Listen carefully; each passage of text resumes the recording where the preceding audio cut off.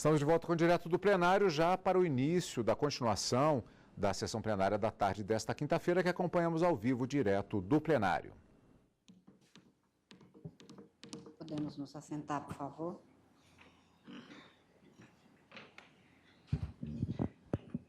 Declaro reabertos os trabalhos do plenário do Supremo Tribunal Federal. Ouvidas as sustentações orais, passo a palavra ao eminente relator, ministro Edson Fachin, para o voto. Senhora Presidente, eminentes pares, antes de tudo, senhora Presidente, Vossa Excelência também apregou as demais. Por favor. Com todo gosto.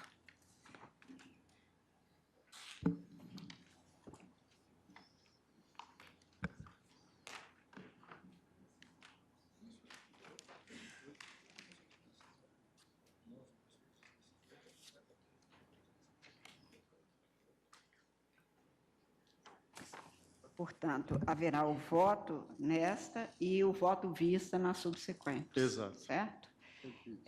A ação direta de inconstitucionalidade 3356, procedente de Pernambuco.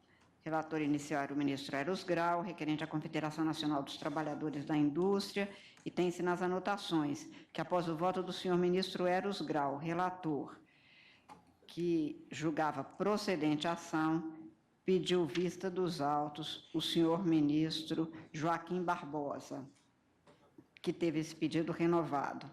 Vossa Excelência, portanto, na sucessão, passa a ser o que vota, e, neste caso, não vota o ministro Luiz Fux, por ter sucedido o ministro Eros Grau, que já votou.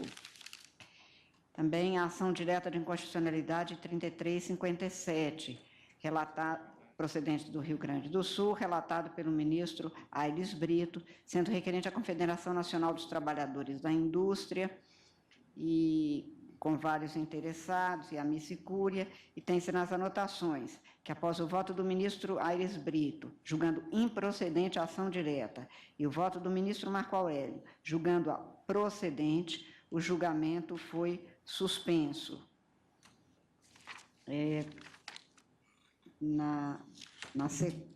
Portanto, só se tem esses dois votos. O ministro Edson Fachin tem voto e não vota o ministro Roberto Barroso, que de todo jeito tinha declarado impedimento, mas vai constar das demais, porque neste caso o ministro Aires Brito já tinha votado. Portanto, são os três da relatoria de voto.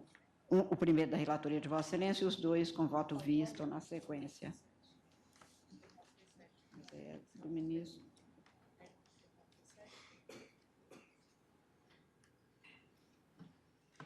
A 3937 também é com voto visto de Vossa Excelência. Ação direta de inconstitucionalidade 3937, procedente de São Paulo, relatada pelo ministro Marco Aurélio.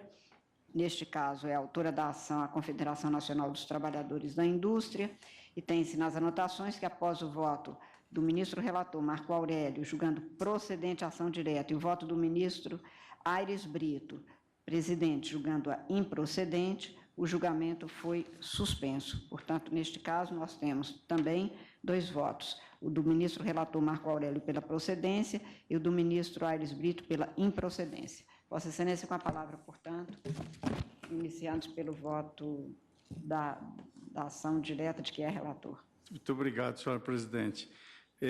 Senhora Presidente, para efeito de sistematizar o voto e também, sem embargo da complexidade e relevância do tema, procurar apresentá-lo de modo mais sintético possível, eu vou me reportar mais diretamente à DPF 109, em que voto como relator, e, simultaneamente, em matéria de síntese, apresentar um resumo que também compreenda, no voto da DPF 109, o voto vista na ação direta de constitucionalidade 3356, que, como Vossa Excelência mencionou, já há o voto do eminente relator, ministro Eros Grau, pela procedência, e faço aqui a apresentação do voto vista em face do pedido de vista do ilustre ministro Joaquim Barbosa, a quem sucedo nesta cadeira. Então, Eu principio, senhora presidente, também dizendo que, ao final, irei votar nas 4 ações que foram pautadas e apregoadas, porque, automaticamente, o voto que eu trago na DPF 109 e na ADI 3356 se projetam na conclusão em relação ao voto vogal que profiro na ADI 3357 e na ADI 3936. Declaro inicialmente, senhora presidente, nos termos do parágrafo 2º do artigo 134 do Regimento Interno deste Tribunal, que, embora aqui não me encontrasse ao início deste julgamento, examinei os debates e todas as circunstâncias pertinentes, bem como os respectivos documentos, e declaro, para efeitos regimentais, que me encontro, portanto, suficientemente esclarecido para proferir voto nas 4 demandas pautadas e apregoadas. Também anoto inicialmente que, no caso da relatoria da DPF 109, que me pertence, e no voto vista da ADI 3356, elaborei em cada uma um voto específico que distribuí a vossas excelências. Como puderam perceber, trata-se de um voto um pouco mais alongado, digamos assim, e não vou fazer a leitura tanto de um quanto de outro. Vou tomar a liberdade de apresentar a síntese conjunta de ambos os votos.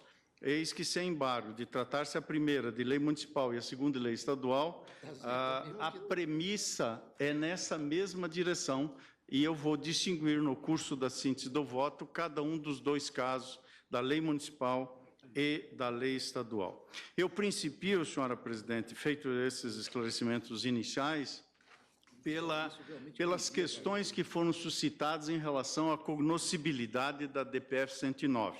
E como expus no voto escrito, e aqui me permito fazer uma afirmação geral, se for o caso, adentro em cada um dos aspectos, eu estou rejeitando todas as arguições atinentes a qualquer razão que pudesse impedir o conhecimento desta ação de descumprimento de preceito fundamental 109. Ou seja, estou, portanto, expondo o conhecimento integral da demanda para examinar o mérito. O mérito esse que, na verdade, se converte em saber se há inconstitucionalidade formal e, se não houver, se há ou não inconstitucionalidade material. Portanto, eu estou entendendo que é cabível a DPF na hipótese, estou entendendo que a Confederação tem legitimidade, que houve o respeito ao princípio de subsidiariedade e também entendo que está bem caracterizado o parâmetro de controle que foi invocado como preceito fundamental na inicial da DPF. Portanto, em síntese, eu estou afastando toda e qualquer circunstância que pudesse obstar o conhecimento da DPF e, por isso, irei examinar o mérito. No que diz respeito à ADI 3356, aqui há o voto inicial do eminente ministro relator, ministro Eros Grau, que não tive a felicidade de compartilhar a bancada com Sua Excelência e rendo as minhas homenagens. O eminente ministro relator, nesta, já proferiu um voto pela procedência da ADI 3356. Como ver-se-á adiante, exporei o voto em sentido diverso. No caso da ADI 3356, o tema central cinge-se à divisão da competência entre os diversos entes federativos. A solução da controvérsia parte das mesmas premissas, fundamentos, parâmetros e critérios que venho propondo e adotando na compreensão do federalismo brasileiro e na repartição de competências. O que vou expor aqui em síntese é o que eu tenho sustentado, por exemplo, no recurso extraordinário 634, 248, 730, 721, na ADI 3165 e na ADI 5356, que contém um conjunto de pressupostos que informam a compreensão que tenho, a partir do texto da Constituição, sobre o denominado federalismo cooperativo. Dito isso, entendo que em ambas, ou seja, na DPF 109 e na ADI 3356, há uma contextualização sobre a questão jurídica que passa, portanto, por essa ideia da repartição de competência como característica fundamental em um Estado federado, para que seja protegida a autonomia de cada um de seus membros e, por conseguinte, a convivência harmônica entre todas as esferas, com o objetivo de evitar a secessão. no exame desses atos normativos, tenham levado em conta as lições, dentre outros autores que cito no voto escrito, uma delas que está na obra O Direito e o Futuro da Democracia, de Roberto Mangabeira Unger, segundo o qual vivemos numa época em que a ideia de alternativas sociais corre o risco de ser desacreditada. E por isso, diz o citado professor, para desvelar o alcance do federalismo cooperativo na Constituição, cumpre procurar um ajuste fino, que pressupõe a identificação de zonas de coincidência entre as condições de progresso material e da liberação do indivíduo, que, em nosso modo de ver, são inegáveis finalidades da ordem constitucional. Duas são, senhora presidente, eminentes pares e ilustres advogados que aqui se encontram presentes. Aliás, me permito abrir uma nota de rodapé mental para fazer a saudação que não fiz ao início aos ilustres advogados que sustentaram da tribuna. Em nome de todos, cumprimento o doutor Marcelo Ribeiro e o professor doutor José Eduardo Cardoso, que brindaram esse tribunal, todos, cumprimento todos em nome dos dois ilustres advogados que menciono. E, portanto, a partir do que se expôs na tribuna, do que relatei, do que disse agora, tomo duas premissas de compreensão do federalismo à luz da Constituição brasileira. Primeira premissa: eu adiro aos pressupostos de que partiu o ministro Luiz Fux, na ação direta de inconstitucionalidade 4060, julgamento publicado em 4 de maio de 2015, sobre o atual estágio do federalismo brasileiro. Isto porque, há tempos, a repartição de competências no Brasil é lida a partir de um modelo estanque que se biparte no sentido horizontal ou vertical, ainda em competência legislativa e competência administrativa. Como princípio informador, a predominância de interesse ocupa ali lugar de destaque, rechaçado qualquer outro critério ou princípio de distribuição dessas competências. Não se está aqui a afirmar que esse princípio não é relevante para o Estado Federal brasileiro, mas entendo que não pode ser visto como único princípio informador. E, por isso, registro que é comum que se consigne a limitação da competência do Estado-membro para legislar além do prescrito em normas gerais editadas pela União no exercício da competência concorrente, bem como da competência municipal, reputando-se em regra inconstitucional, por exemplo, a utilização do argumento do interesse local para restringir ou ampliar as determinações contidas em texto normativo de âmbito nacional. Ou seja, o que tem se entendido é que, havendo lei federal sobre determinada matéria, não poderiam os estados e os municípios contrariar os seus dispositivos. Em meu voto escrito, explicito de onde nasceu essa compreensão, a sua origem histórica nos textos de todas as constituições republicanas no Brasil e na interpretação jurisprudencial, inclusive nesta Suprema Corte, que se deu a todas as constituições até a emenda constitucional 1 de 69. Entendo também, todavia, e no voto escrito ali explicitei, que o problema é que tal solução para os conflitos de competência federativa foi equacionada na vigência da Constituição de 88 de modo semelhante ao equacionamento que se dava com as constituições anteriores. Entendo, contudo, que há inegáveis diferenças entre o federalismo de 88 e aquele contido nas constituições que antecederam. A primeira, e talvez uma das mais importantes inovações, foi a elevação do município a ente federativo. Como consequência da maior autonomia outorgada pela Carta, também se previu aos municípios um conjunto de competências próprias. Assim, além da distribuição expressa de competência e da competência concorrente, técnicas previstas tanto pela Constituição de 46 quanto pela de 67, o texto de 88 foi mais longe. Previu competências residuais para os estados e locais para os municípios, competências comuns e competências complementares extensíveis aos municípios, nomeadamente na esteira do inciso 2º do artigo 30 da Constituição da República. O conjunto de novos entes, de novas formas de repartição dos poderes tem promovido ou pode promover relações de cooperação e coordenação entre os entes federativos, processo que se chamou em doutrina de federalismo cooperativo. E se de um lado, então, à luz do histórico que faço no voto, a Corte se manteve fiel à jurisprudência que aplicava sobre a extensão do federalismo brasileiro, de outro, pode, quiçá, à luz da Constituição de 88, explorar o federalismo que dali emerge direta e expressamente.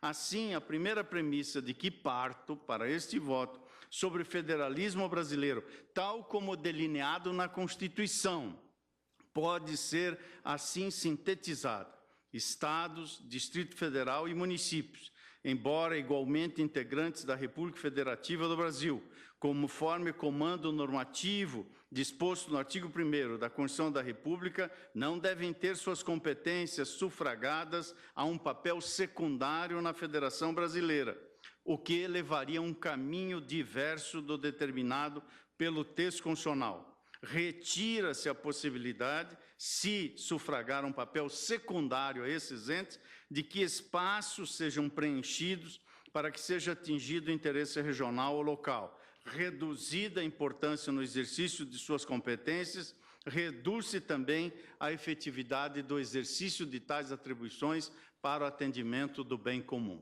Esta é a primeira premissa. A segunda, resumo, e na explicitação do meu voto, isso está contido em diversas páginas, mas resumo em 2 parágrafos a segunda premissa, e que está certamente conectada com a primeira e pode ser sintetizada esta segunda no seguinte: a compreensão e recompreensão do federalismo brasileiro pelo Supremo Tribunal Federal não pode ser emudecida por interpretações que, à luz das constituições anteriores, negue de antemão ver o tema da atribuição das competências aos entes da federação à luz das novas questões que são postas para desafiar a experiência constitucional. Por isso, no voto que submeto a esse plenário, indiquei, primeiro, que a jurisprudência desse Supremo Tribunal Federal, até o estado da arte anterior, optou por concentrar no ente federal as principais competências federativas. E segundo, que parece-me, nada obstante, necessário explorar o alcance do federalismo cooperativo esculpido na Constituição de 88 e enfrentar os problemas que emergem do pluralismo que forma o Estado e a sociedade brasileira. Postas essas 2 premissas, vamos ao caso dos autos. A controvérsia posta nesses autos parece-me ligada a essas dificuldades de compreensão do federalismo. A quaestio iuris consiste em saber se os estados podem ou não, se os municípios podem ou não, por meio de legislação específica, instituir regras sobre produção, consumo, proteção do meio ambiente e proteção e defesa da saúde. No que se refere à DPF 109, mais especificamente, a questão consiste em saber se os municípios podem ou não, por meio de legislação específica, instituir regras que, não obstante, em uma primeira mirada, aparentem versar sobre produção e consumo, estejam, em realidade, vocacionadas à consecução das promessas constitucionais de manutenção da rigidez ambiental e à tutela do direito fundamental à saúde, suplementando a legislação federal e estadual com base na existência de interesse local passível de regulamentação, nos termos dos incisos 1º e 2º do artigo 30 da Constituição, tal qual a escolha política de desenvolvimento econômico do município. Posta a controvérsia nesses termos, surge uma dificuldade inegável de se resolver ambas as lides. Isso porque, se de um lado a Constituição estabelece competir concorrentemente à União, aos Estados e ao Distrito Federal legislar sobre produção e consumo, inciso 5º do artigo 24, proteção do meio ambiente, inciso 6º do artigo 24, e proteção e defesa da saúde, inciso 7º do mesmo artigo 24 da Constituição, de outro, estabelece competir à União a edição de normas gerais sobre tais matérias e ainda atribui a competência legislativa privativa da União para legislar sobre jazidas, minas e outros recursos minerais à luz do inciso 12 do artigo 22. Acresce-se ainda que na esfera da competência temática, materialmente destinada a todos os entes da Federação, incumbe o zelo quanto à saúde e meio ambiente, incisos 2 e 6 do artigo 23. A dúvida, em meu modo de ver, reside em saber se o âmbito de abrangência da competência dos Estados e municípios invade a competência da União. As soluções que decorrem da interpretação dada pela requerente e pelas decisões anteriores desta Corte sobre o tema, com todas as vênias, parecem não ser suficientes para esse exame. Com efeito, em meu modo de ver, a repartição constitucional de competências, matéria afeta a organização do Estado, compreende, de acordo com o texto constitucional, o seguinte: o estabelecimento de competência material exclusiva da União, artigo 21, competência legislativa privativa da União, 22, competência material comum entre União, Estados e Municípios, 23, competência concorrente, 24, incluindo neste ponto a dos municípios, à luz do inciso 2º do artigo 30, como competência local e ali também competência residual dos estados, competência local à luz do inciso 1º do artigo 30. Se entre as ações materiais previstas no âmbito da competência dita material, seja comum ou seja exclusiva, inclui-se a de legislar sobre, então há possível conflito entre cada um dos regimes de competência. As regras oferecidas pela Constituição parecem emergir todas do âmbito territorial dos respectivos entes federativos. Assim, excetuando as competências exclusivas e privativas, as competências comum, concorrente e residual devem observar a regra de prevalência do interesse geral para a União, regional para os estados e local para os municípios. A diferença entre a comum e a concorrente, em meu ver, reside no grau de autonomia atribuído ao ente. Daí falar-se em relações de cooperação ou federalismo cooperativo. Relações de cooperação nos casos em que eles agem com igualdade de atribuições e têm autonomia uns em relação aos outros e de coordenação, quando a autonomia é mitigada por uma cadeia de responsabilidades. Ocorre, no entanto, como já se aludiu aqui explícito no voto, que em situações como essas, como estamos aqui a examinar, que seguramente é um caso de difícil solução nessa perspectiva, em situações como essa, a regra de circunscrever-se à territorialidade, em meu modo de ver, não satisfaz plenamente o conflito existente entre elas, pois é preciso ainda eleger entre os entes envolvidos qual circunscrição prevalecerá. Para o desate deste nó, decorre, à luz da normatividade constitucional, como explicito mais alongadamente no voto que distribuí a Vossas Excelências, emerge o princípio da subsidiariedade e dois critérios que permitem a sua aplicação.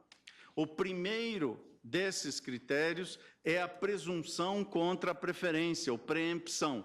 E o segundo é a norma legislativa clara que retira a competência do ente menor. O primeiro, que vem do princípio da solidariedade, indica, à luz das lições do professor José Alfredo de Oliveira Baracho, uma primazia do interesse da localidade.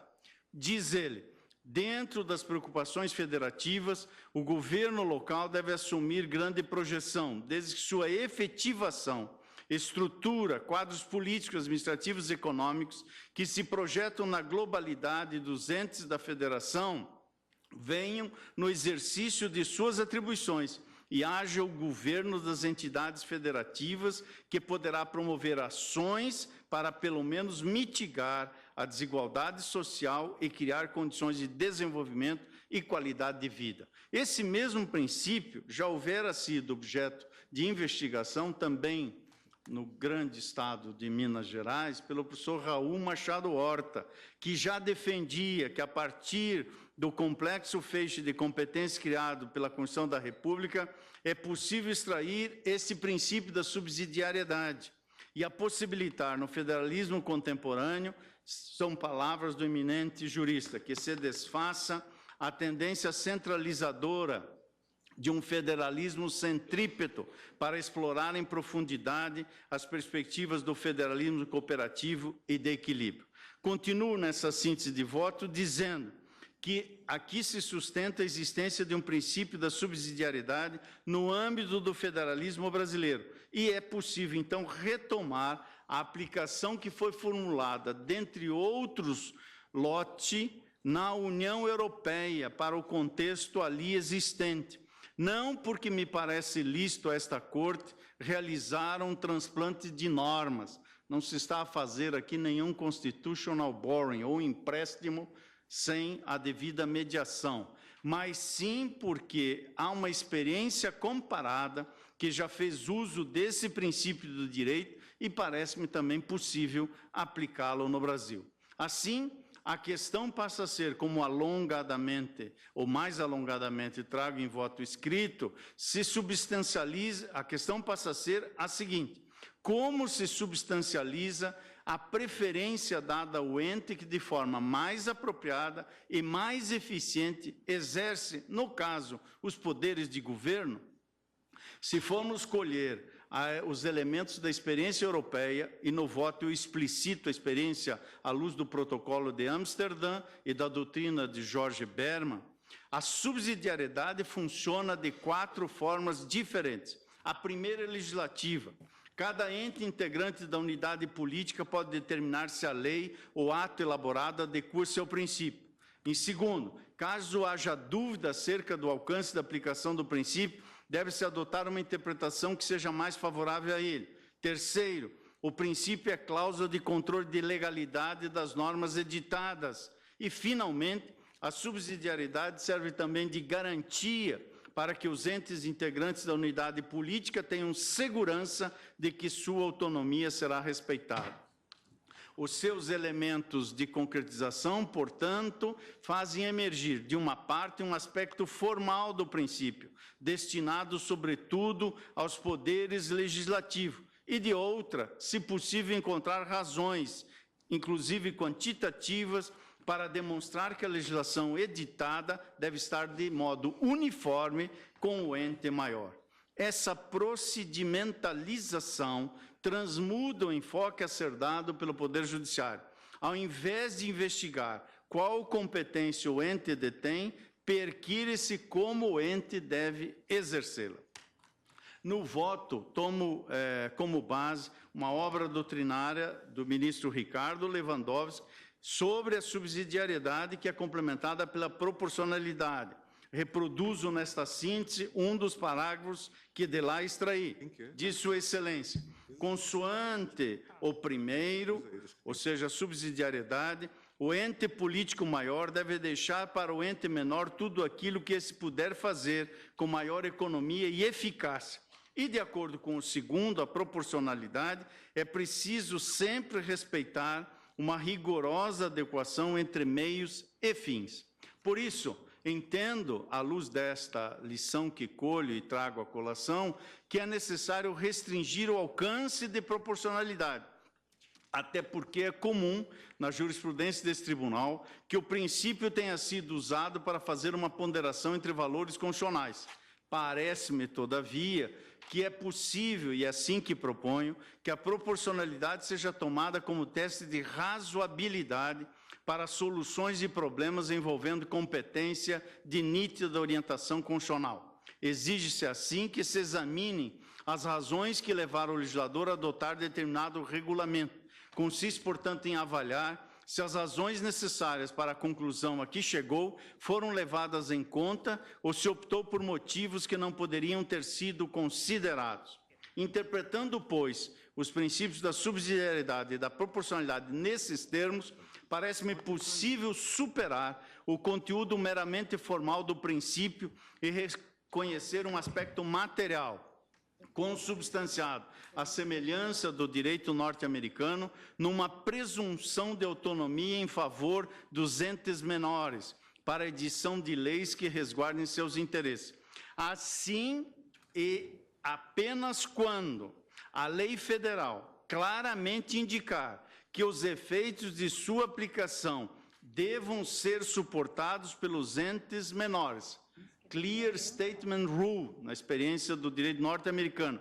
Nesta hipótese, quando a lei federal claramente afasta o ente local, é possível, portanto, também afastar a presunção de que no âmbito regional ou local, determinado tema deve ser somente disciplinado pelo ente maior. A aplicação desse entendimento às competências concorrentes pode mostrar-se extremamente vantajosa para melhor delimitar o sentido dos termos geral, residual, local, complementar e suplementar que estão na Constituição. No entanto, para o caso dos autos, a discussão envolve ainda uma disputa de sentido desses conceitos quando se opõe às competências expressas da União, de Estados e de municípios. Nessas hipóteses, é necessário não apenas que a legislação federal abstenha-se de intervir desproporcionalmente nas competências locais, como também que no exercício das competências concorrentes, a interferência das legislações locais na regulamentação federal não desnature a restrição ou autorização claramente indicada por ela. Portanto, determinando-se assim igualdade e equilíbrio entre os entes, à luz da Constituição, pode-se encontrar caminho para a maximização do exercício das competências para que o Estado, em termos gerais, cumpra seu desiderato de pacificação e satisfação social. Esse é o olhar que está em nosso voto e que aqui eu resumo. À luz da Constituição de 88, voltado, primeiro, para a otimização da cooperação entre os entes federados. Segundo, para a maximização do conteúdo normativo dos direitos fundamentais. E o terceiro, o respeito e a efetividade do pluralismo como marca característica de um Estado que se quer ver como Estado federal ou federado. Como digo em meu voto escrito, numa sociedade plural que se caracteriza pela diversidade, multiplicam-se interesses a serem conjugados sempre nos limites e possibilidades da Constituição, e nesta medida é que, a partir dela, cumpre realizar tal leitura do federalismo brasileiro.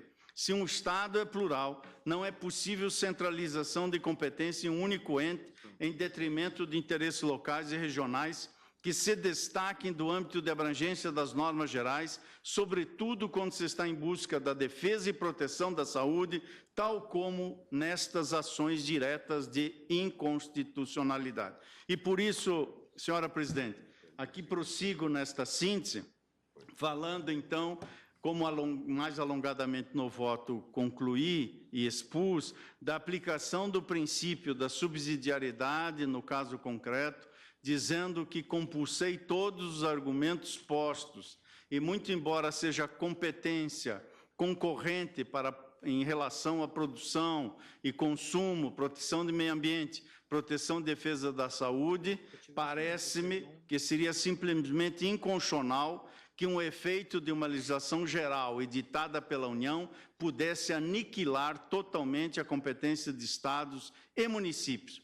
Isso seria possível se e apenas se a legislação federal viesse a dispor de forma clara e cogente, indicando as razões pelas quais é o ente federal o mais bem preparado para fazê-lo, que os estados sobre ela não podem legislar. E em numerosos casos a União assim o fez. O segmento de trânsito em numerosas searas é um exemplo disso, quando a União dispor de forma clara, afastando o ente local, e aí se afasta, por consequência, a competência estadual ou municipal para impor restrições ao uso do amianto asbesto. Não me parece, com todas as vênias, ser o que acontece nos presentes casos. Todavia, as restrições certamente não podem infringir materialmente normas constitucionais. Se excetuar essas hipóteses de infringência, inexiste impedimento de ordem formal para que haja limitação. Frise-se uma vez mais, a principal consequência advinda do reconhecimento do princípio da subsidiariedade no direito brasileiro parece-me ser a seguinte: a inconstitucionalidade formal de normas estaduais, municipais ou distritais por parte de estados, municípios ou Distrito Federal, quando usurparem competência da União. O que ocorre se e somente se a norma impugnada legislar de forma autônoma sobre matéria idêntica. Se, no entanto, o exercício da competência decorrer da coordenação, à luz do artigo 24, ou da cooperação, à luz do artigo 23, a violação formal exige ofensa à subsidiariedade. E, dito isso, não me parece que seja o caso dos autos, e por isso, desde logo adiante que, meu ver, inconstitucionalidade não há. Eis que a disciplina acerca da fabricação, comercialização e utilização de materiais, elementos construtivos e equipamentos constituídos por amianto ou asbesto devem seguir os padrões gerais definidos pelo ente federal na Lei 9.055 de 95. A legislação federal, em seu artigo 1º, proíbe em todo o território nacional a extração, produção, industrialização, utilização e comercialização de várias espécies de amianto. E no artigo 2º estabelece a possibilidade de extração, industrialização, utilização e comercialização apenas do amianto da espécie crisotila, desde que em consonância com as disposições dos dispositivos precedentes e ali constantes. Desse modo, a União, ao editar a norma geral, estabeleceu vedação expressa à utilização de amianto que alcança todo o território nacional. Contra essa vedação específica, não caberia aos estados, ao Distrito Federal e aos municípios legislarem de forma a permitir o que for expressa e efetivamente vedado, não havendo espaço para incidência do princípio da subsidiariedade. Nesse ponto, não resta dúvida, em meu modo de ver. Resta saber, entretanto, se o ato normativo impugnado, a Lei Estadual de São Paulo e a Lei Municipal, ao proibir a fabricação, comercialização e utilização de materiais, elementos construtivos, equipamentos da construção civil, constituídos de amianto asbesto da espécie crisotila, extrapolaram seu âmbito de atuação legislativa, usurpando a competência da União para legislar sobre normas gerais e, ao mesmo tempo, exacerbaram a competência comum para legislar sobre saúde pública e meio ambiente. No que se refere à DPF 109, o que se deve mais especificamente perquirir é seus atos normativos impugnados, a lei municipal. Ao proibir a utilização de materiais, elementos construtivos e equipamentos da construção civil constituídos de amianto, asbesto da espécie crisotila, extrapolaram seu âmbito de atuação legislativa, usurpando a competência da União para legislar sobre normas gerais e, ao mesmo tempo, exacerbaram a competência do município para legislar sobre assunto de interesse local e suplementar a legislação federal e estadual. Em meu sentir, e a partir de todo o exposto acerca do federalismo cooperativo e da incidência do princípio de subsidiariedade, que aqui estou resumindo as 50 e tantas páginas que está no meu voto escrito. Em meu sentir, tanto a atuação legislativa municipal e estadual cederam de forma consentânea com a ordem jurídica constitucional e nos seus estreitos limites. Novamente, como pontuo em meu voto escrito para a DPF 109, que a lei na DPF 109, sob invectiva, ou seja, a lei impugnada 13.103 do município de São Paulo, ao dispor sobre a proibição que acabei de referir, assim o fez a um só tempo, à luz de nítido interesse local, fundamento, inciso 1º, artigo 30 da Constituição, e da suplementação da legislação federal, fundamento, inciso 2º do artigo 30. Vale dizer, a legislação impugnada, ao fim e ao cabo, resultou mediante uma escolha política que é íncita à ambiência municipal, por definir e delimitar como se daria o seu desenvolvimento econômico no âmbito da construção civil naquela municipalidade, ao mesmo tempo que assim o fez em âmbito que inexiste na Lei Federal de Regência sobre Amianto, de forma clara, de novo a regra do direito norte-americano, the Clear Statement Rule, de forma clara, o decote de sua competência para tutelar a saúde e o meio ambiente. Competência essa que a lei federal não afastou. Partindo dessa premissa, o município de São Paulo, e no caso da ADI 3356, que é do estado de Pernambuco, Estado de Pernambuco, ao defender a constitucionalidade da norma impugnada, afirmou o Estado de Pernambuco, tendo em vista a proteção da saúde da sua população, especialmente dos trabalhadores da construção civil, que o objeto da norma impugnada coincide e complementa o objeto da Lei Federal 9.055. Igualmente, assim o fez o município de São Paulo, nos autos da DPF 109, evocando o princípio da precaução e o disposto no parágrafo 3º do artigo 225 da Constituição da República, quando afirmou que, ao defender a constitucionalidade das normas impugnadas, o poder público deve agir com extremada cautela sempre que a saúde pública e a qualidade ambiental puderem ser afetadas por obra, empreendimento ou produto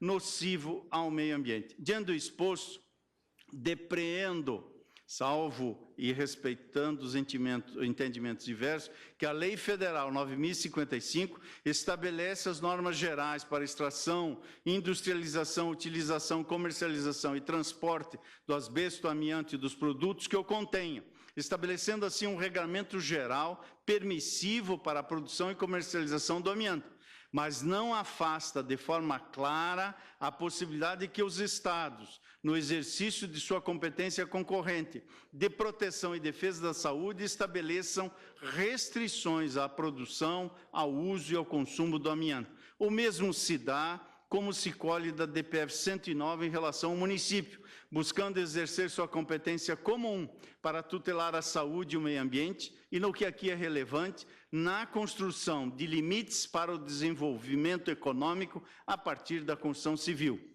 Estabelece, assim, o âmbito municipal, restrições para a utilização de materiais, elementos construtivos e equipamentos de construção civil constituídos de amianto. Verifique-se, portanto, em meu modo de ver, a existência de possibilidade de atuação legislativa subsidiária de estados e municípios. Vale dizer, a Lei Federal 9.055 estabelece a permissão como regra geral, não veda, porém, a imposição de restrições. Tal compreensão se torna ainda mais evidente quando feita em conjunto com a Lei Federal 6.514, de 1977, que trata da segurança e medicina do trabalho e fixa a redação do artigo 134 da CLT, Consolidação das Leis do Trabalho, de 1943. À luz da Constituição da República e a partir de uma leitura integrativa entre a Lei Federal 9.055 e a própria consolidação que acabo de citar, enxergue-se a possibilidade e espaço de atuação legislativa de estados e municípios, e estes últimos, especialmente, diante do interesse local e da suplementação protetiva da legislação federal para estabelecer restrições à permissão geral prevista pela União. É nesse compasso que a Lei Pernambucana 12.589 de 2004 proíbe o uso do amianto ou asbesto. Verifique-se, portanto, no presente caso, em meu ver, a existência de possibilidade da atuação legislativa subsidiária do Estado.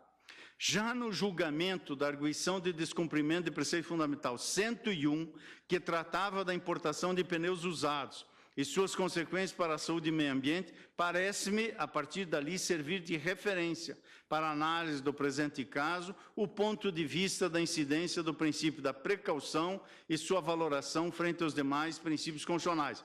Naquela oportunidade, esse tribunal, em decisão paradigmática, assentou que a legitimidade e razoabilidade da atuação estatal preventiva, prudente e precavida, se dá na adoção de políticas públicas que evitem causa de aumento de doenças graves e contagiosas.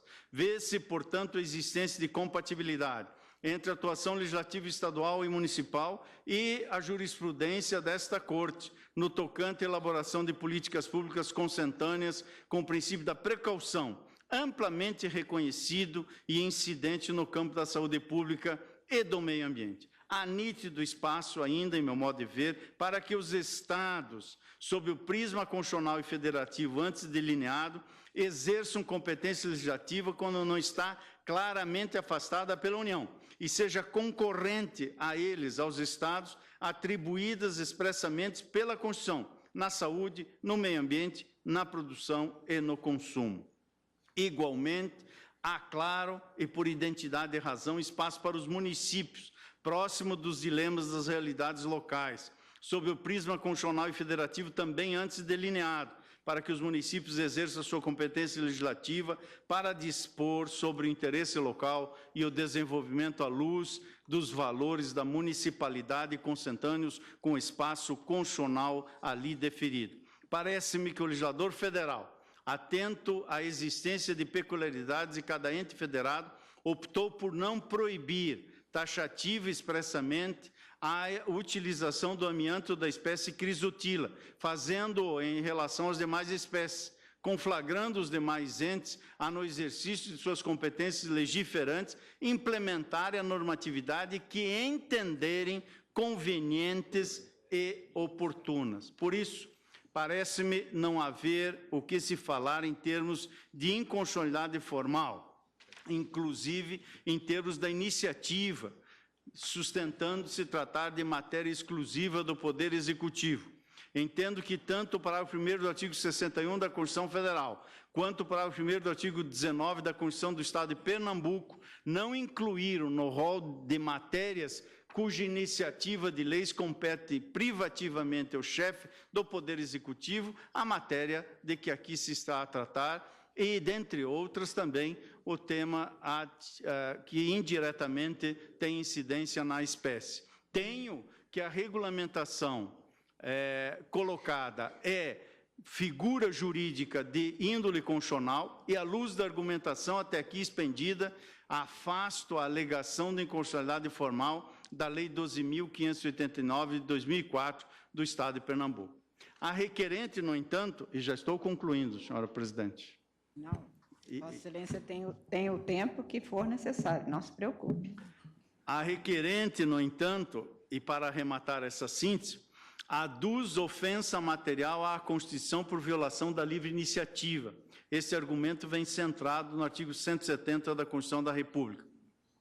A proibição promovida pela norma impugnada somente poderia se dar, em tese, com violação à livre iniciativa, nos termos em que aduz a requerente, no sentido de que esse princípio impõe um dever de não ingerência do Estado.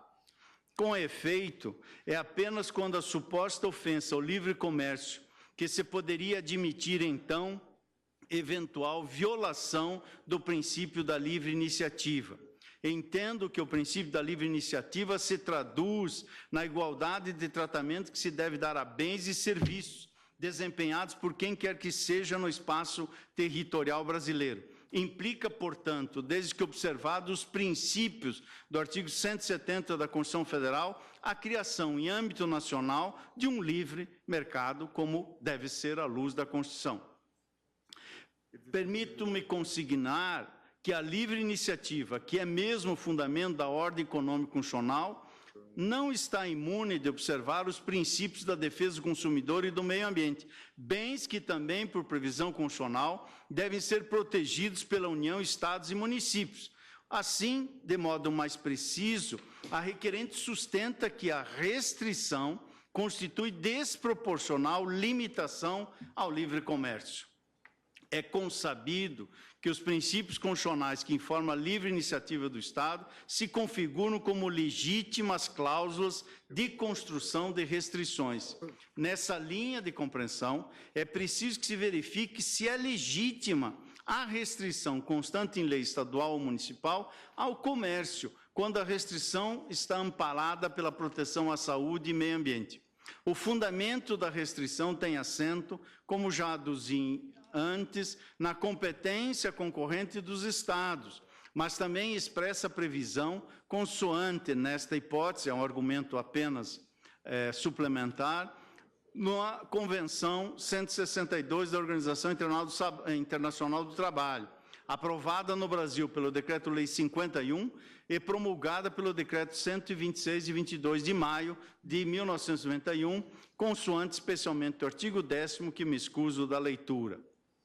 No que tange à proporcionalidade em sentido estrito de tal restrição, é preciso verificar que a Organização Mundial do Comércio, por seu órgão de apelação, julgou em 23 de outubro de 2000 uma apelação apresentada pelo Canadá, um dos maiores produtores de asbestos, em face da França, que havia editado anos antes um decreto, no caso lá, sentido de lei, proibindo o uso de asbesto naquele país em cumprimento à Convenção da OIT.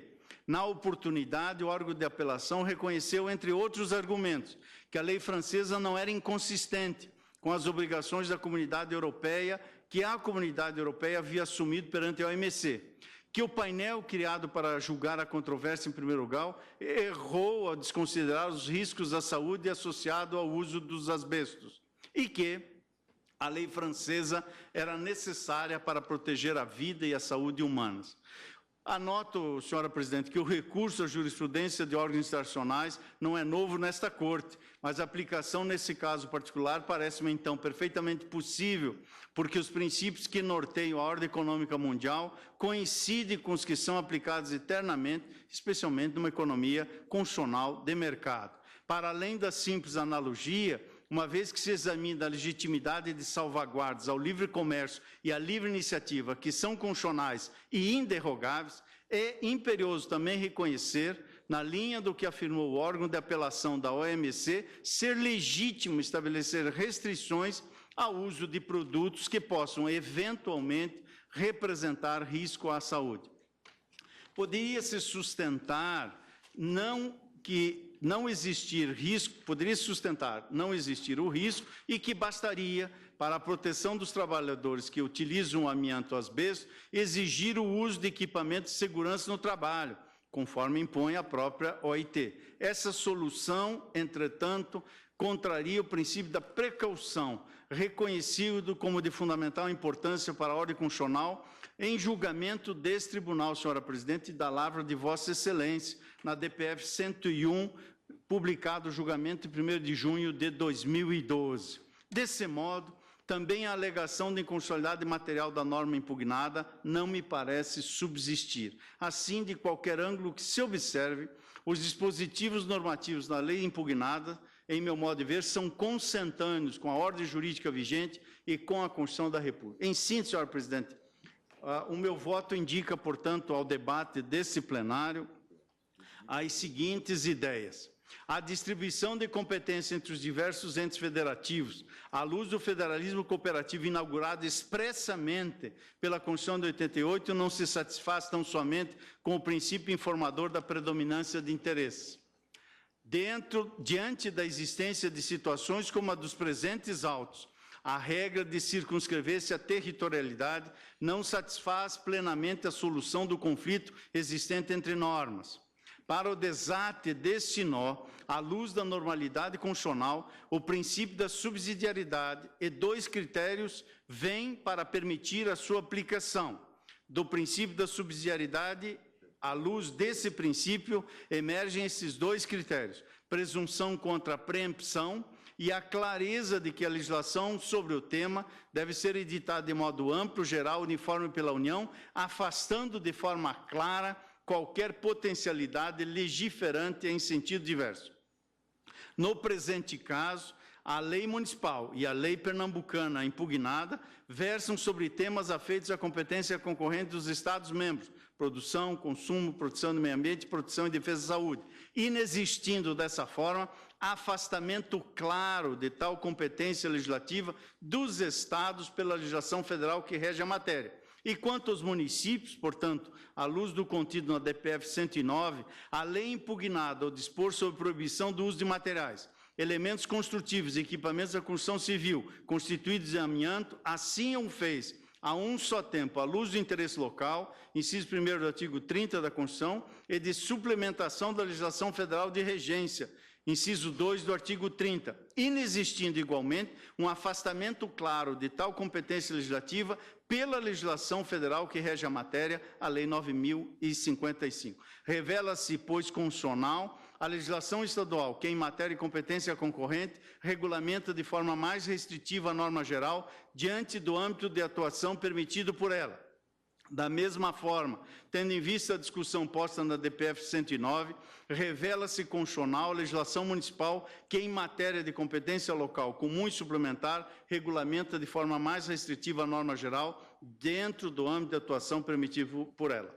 Assim, senhor presidente, voto pela total improcedência da DI 3356 e em relação à DPF 109, nos termos do voto escrito, que irei juntar e cuja síntese aqui apresentei, conheço da arguição e, no mérito, voto pela improcedência, por não verificar inconstitucionalidade, quer formal, quer material, em relação à Lei 13.113 e ao Decreto 41.788, ambos do município do Estado de São Paulo.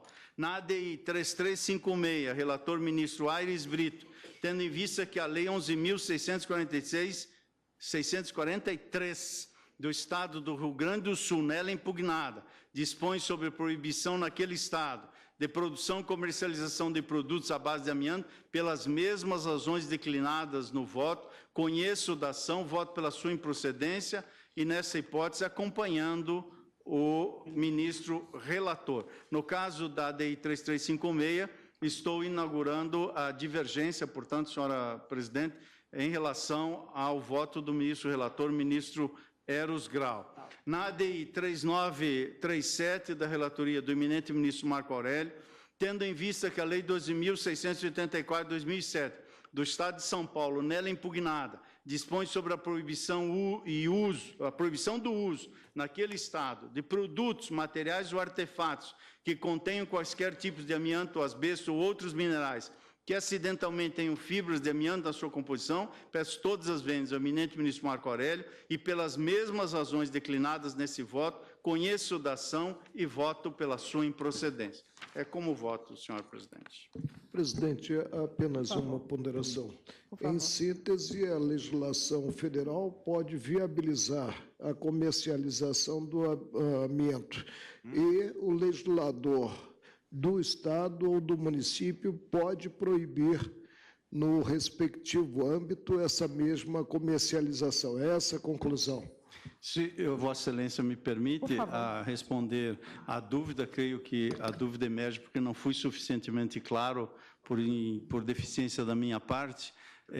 Gostaria apenas de reiterar que, à luz dos dois critérios do princípio da subsidiariedade, partindo de uma presunção que, obviamente, vai contra a predominância centralizadora do ente federal, mas reconhece que toda vez que o ente federal, ao editar normas gerais, afasta a competência legislativa do ente local ou regional, esse não pode legislar.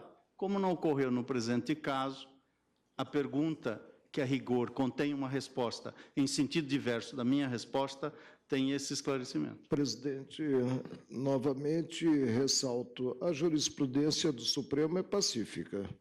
Compete à União legislar sobre direito comercial, sobre direito civil, direito comercial, o processo civil, o processo penal.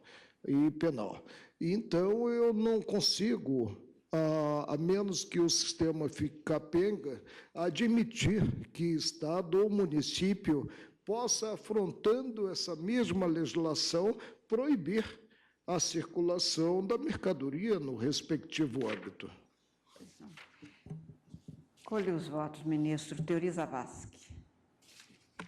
Senhora presidente, eu estaria inclinado a aguardar o futuro pedido de vista do ministro Dias Toffoli. Como eu anunciara antes, até para superar aquela discussão se pautava ou não junto com a ação direta da lei federal, eu já adiantara para que iria pedir vista, o que permitirá com que se retorne, uma vez que a ministra Rosa liberou. Já liberou. Para a pauta, mas tem que publicar e tal. Então, eu peço vista. O ministro Barroso está impedido, né? E a ministra, está impedido nesses casos. O ministro Teori, no concurso, o ministro Rosa aguarda também. Uma vez Vossa Excelência, eu peço vista. Antecipo pedido de vista e, portanto, quanto à DPF 109, após o voto do ministro relator, no sentido da sua improcedência, pediu vista antecipada o ministro Dias Toffoli. Na ação direta de inconstitucionalidade 3356, relatada pelo ministro Eros Grau, que votou pela procedência da ADIM, o ministro Edson Fachin diverge pela improcedência, também com vista antecipada do ministro Dias Toffoli. Na ação direta de inconstitucionalidade 3357, relatada pelo ministro Aires Brito, que votou pela improcedência, tendo o ministro Marco Aurélio votado pela sua procedência, vota agora o ministro Edson Fachin pela improcedência, pede vista antecipada o ministro Dias Toffoli. E na ação direta de inconstitucionalidade 3937, relatada pelo ministro Marco Aurélio, que votou pela improcedência da ação, votou o ministro Aires Brito pela sua procedência e agora vota, acompanhando a divergência do ministro Aires Brito, o ministro Edson Fachin, pede vista o ministro Dias Toffoli, aguarda os demais o resultado provisório desses julgamentos. Senhores ministros, na sequência do que tínhamos hoje pela manhã assentado, o ministro Gilmar Mendes, por razões justificadas, teve o atraso na chegada, o que nos levou, ministro, a ouvir o relatório e a sustentação oral na ação por ele relatada sobre o mesmo tema, e mesmo pelo adiantado da hora, mas eu gostaria de apregoar, ouviríamos o relatório de Vossa Excelência, as sustentações orais, porque os advogados aqui estão, e passaremos, então, para o início da sessão de amanhã, a colheita dos votos, tanto do ministro Luiz Fux, quanto de Vossa Excelência, e depois o agravo do ministro Dias Toffoli nessa sequência. Portanto, apregou a ação direta de inconstitucionalidade por omissão, número 25, procedente do Distrito Federal, relatado pelo ministro Gilmar Mendes, sendo autor o governador do Pará, com diversos amici cúria. Haverá sustentações orais, razão pela qual confiro, como disse, a palavra inicialmente a Vossa Excelência para o relatório. Obrigado, presidente. Pedindo escusas pelo meu atraso na sessão de hoje pela manhã, em razão de atraso no próprio voo. Trata-se de ação direta de inconstitucionalidade por omissão proposta pelo governador do Estado do Pará contra a alegada omissão legislativa do Congresso Nacional em regulamentar o disposto no artigo 91, caput e parágrafos do ato das disposições constitucionais transitórias.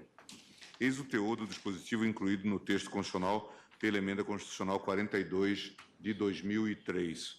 A União entregará aos Estados e ao Distrito Federal o montante definido em lei complementar, de acordo com critérios, prazos e condições nela determinados, podendo considerar as exportações para o exterior de produtos primários e semi-elaborados, a relação entre as exportações e as importações, os créditos decorrentes de aquisições destinadas ao ativo permanente e a efetiva manutenção e aproveitamento de crédito do imposto a que se refere o artigo 155, parágrafo 2º, 10A. Primeiro, parágrafo 1º, do montante de recursos que cabe a cada Estado, 75% pertence ao próprio Estado e 25% aos seus municípios, distribuídos segundo os critérios a que se refere o artigo 158, parágrafo único da Constituição. A entrega de recursos prevista neste artigo perdurará, conforme definido em lei complementar, até que o imposto a que se refere o artigo 155.2 tenha o produto de sua arrecadação destinado predominantemente em proporção não inferior a 80% ao Estado onde ocorrer o consumo das mercadorias, bens ou serviços. Enquanto não for editada a lei complementar de que trata o caput, em substituição ao sistema de entrega de recursos nele previsto, permanecerá vigente o sistema de entrega de recursos previsto no artigo 31 e anexo da Lei Complementar 87, de 13 de setembro de 1996, com a redação dada pela Lei Complementar número 115, de 26 de dezembro de 2002. Parágrafo 4º. Os Estados e o Distrito Federal deverão apresentar à União, nos termos das instruções baixadas pelo Ministério da Fazenda, as informações relativas ao imposto de que trata o artigo 155.2, declaradas pelos contribuintes que realizarem operações ou prestações com destino ao exterior. Narra o requerente que a redação originária do artigo 155, parágrafo 2º, inciso 10A da Constituição Federal, não previa a exoneração de ICMS nas operações que destinassem ao exterior produtos semi-elaborados, assim definidos em lei complementar. Ficavam livres da incidência do imposto apenas os produtos industrializados por expressa disposição constitucional, cito o artigo 155, parágrafo 2º, 10A, sobre operações que destinem ao exterior produtos industrializados, excluídos os semi-elaborados definidos em lei complementar. A Lei Complementar 87, no entanto, ampliou a desoneração do imposto no artigo 3º, 2, para alcançar indiscriminadamente operações e prestações que destinem ao exterior mercadorias, inclusive produtos primários e produtos industrializados semi-elaborados ou serviços. Determinou também no artigo 32 a manutenção dos créditos relativos aos insumos utilizados na produção das mercadorias industrializadas e semi-elaboradas destinadas ao exterior. Isso está no artigo 32, inciso 2. Darão direito de crédito que não será objeto de estorno às mercadorias entradas no estabelecimento para integração ou consumo em processo de produção de mercadorias industrializadas, inclusive semi-elaboradas destinadas ao exterior. Em contrapartida, a fim de compensar a perda de arrecadação decorrente do disposto nos artigos 3º, 2 e 32, a mesma lei complementar estabeleceu no artigo 31 o dever da União realizar transferências obrigatórias mensais para os estados e municípios com base nos limites, critérios e condições fixadas na própria Lei Complementar 87. A redação original do dispositivo, posteriormente modificada pelas leis complementares 102 e 115, estabelecia o seguinte: até o exercício financeiro de 2002, inclusive, a União entregará mensalmente recursos aos estados e seus municípios, obedecidos os limites, os critérios e os prazos e as demais condições fixadas no anexo desta lei complementar, com base no produto de arrecadação estadual efetivamente realizado do imposto sobre operações relativas à circulação de mercadorias sobre prestações de serviço de transporte interestadual e intermunicipal e de comunicação no período de julho de 95 a junho de 96, inclusive. O requerente relata também que, em 2003, a Emenda Constitucional 42 deu nova redação à linha A do inciso 10 do parágrafo 2º do artigo 155 da Constituição, para criar um amplo sistema de desoneração das exportações, ao estabelecer que não incide ICMS sobre operações que destinem mercadorias para o exterior, nem sobre serviços prestados a destinatários no exterior. A mesma emenda, por outro lado, no seu artigo 3º, acrescentou o ato das disposições constitucionais transitórias, no ato das disposições constitucionais transitórias, o artigo 91, de sorte a estabelecer mecanismo de compensação dos prejuízos sofridos pelos entes da Federação decorrentes de tal desoneração. Conclui assim o governador requerente que, decorridos 10 anos da promulgação da Emenda 42, a não edição da lei complementar exigida pelo artigo 91, caput e parágrafos do ADCT, caracteriza omissão legislativa inconstitucional, em flagrante prejuízo aos estados exportadores, especialmente o Pará. Com base nesses fundamentos, requer a declaração de inconstitucionalidade por omissão, a fim de que sejam tomadas as providências necessárias tendentes a conferir efetividade ao disposto no artigo 91, caput e parágrafos do ADCT, fixando-se prazo razoável para que o Congresso adote providências legislativas cabíveis na espécie. Apliquei ao feito o rito do artigo 12, combinado com 12F da Lei 9868. Prestou informações do Senado Federal, arguindo a inadequação da via processual. Aduziu também não haver, no caso, mora legislativa, uma vez que existem atualmente projetos em tramitação em ambas as casas do Congresso Nacional, como é o caso do PL 272 da senadora Marisa Serrano. Contesta também os argumentos econômicos perfilados pelo requerente, a indicar o prejuízo decorrente da omissão legislativa, ao fundamento de que a desoneração de exportação conduzida pela emenda constitucional traz benefícios para toda a Federação. A Advocacia Geral manifestou-se pela improcedência do pedido, ao argumento de que não haveria, na espécie, omissão inconstitucional atribuível ao Congresso. Para fundamentar essa posição, afirma que a norma do artigo 91 não possui eficácia limitada, haja vista que o próprio Constituinte, no parágrafo 3º do artigo 91, determinou a aplicação do artigo 31 e anexo da Lei Complementar 87, 96, enquanto não é editada a lei complementar a que se refere. Aduz também que há proposições em tramitação no Congresso Nacional sobre a matéria, razão suficiente para se afastar a omissão por parte do legislador. O Procurador-Geral opinou pela parcial procedência da ação. Fundamentou seu parecer no entendimento segundo o qual existe efetivamente um dever de legislar, em razão do artigo 91 do ADCT, de sorte que a mora legislativa alegada não está suprida nem pela regra constitucional provisória do parágrafo 3º do artigo 91, tampouco pela mera tramitação de projetos sobre o tema no âmbito do Congresso Nacional. Deferiu o ingresso no feito na qualidade de amici curiae das seguintes entidades: Estado de São Paulo, Estado do Pará, Estado do Rio Grande do Sul. Na verdade, aqui o Estado do Pará é também o proponente pelo governador.